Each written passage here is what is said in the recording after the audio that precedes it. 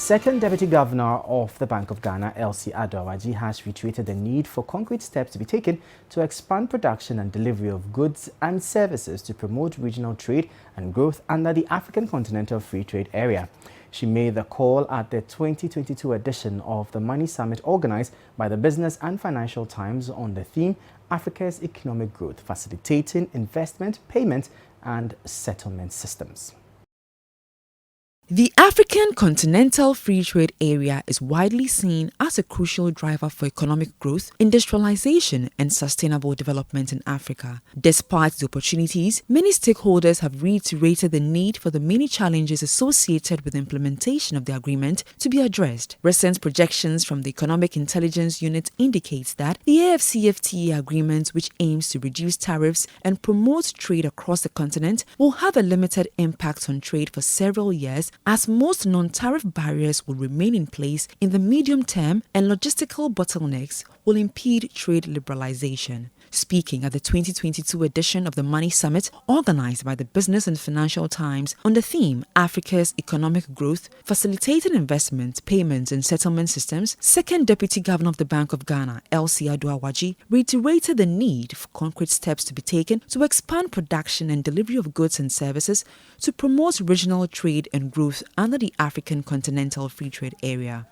While policymakers continue to take measures to address pre-existing macroeconomic imbalances accentuated by the pandemic and the recent Russia-Ukraine war, it is also imperative that bold steps are taken to harness strategic opportunities that would not only help with economic recovery efforts, but also to create a more robust and sustainable economic reality going forward. For a start, the continent's youthful population is a great asset. Sub-Saharan Africa alone is estimated to be home to more than 1 billion people, half of whom will be under the age of 25 years by 2050. This is according to the World Bank. Harnessing this resource will be key to Africa's socioeconomic future. Regional trade also presents another big opportunity for the continent's economic growth prospects, which must be fully activated.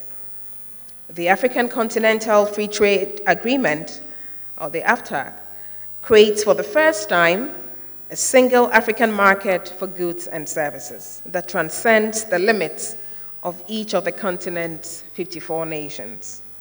With trading under the regime having commenced in January 2021, concrete steps need to be taken to expand production, delivery, and payment channels to promote trade, regional trade, investment, and growth, and also the export market beyond Africa. She also called for a more integrated solutions approach to tackle the inherent frictions in cross-border payments on the continent.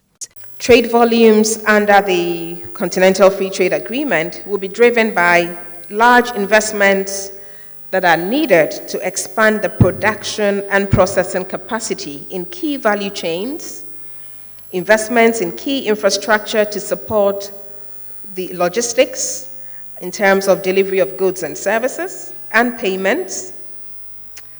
Large investments will be needed to promote more efficient financial markets. We also need robust business law regimes to promote investor confidence, and we definitely need investments in human capital and in technology.